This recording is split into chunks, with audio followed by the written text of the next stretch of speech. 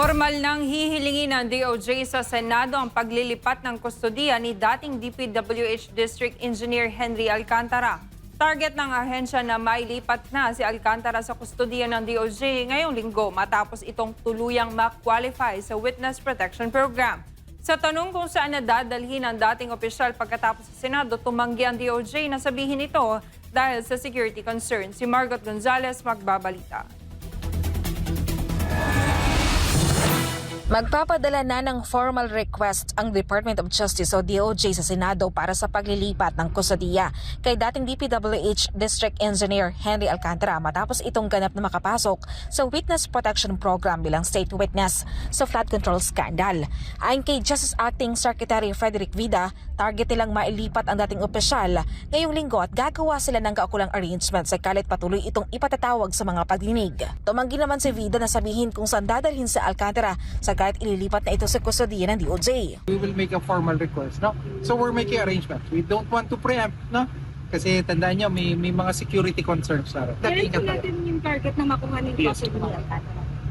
The custody, the target is this week.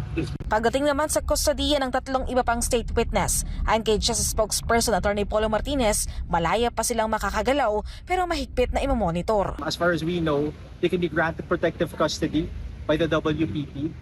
Okay, hindi pa po napapag-usapan kung saan sila i-house. Okay. So right now, they're at liberty to roam and to travel wherever they want. Diba? But of course, yung movement nila is strictly monitored by the WPP dahil kailangan po nila humarap eh.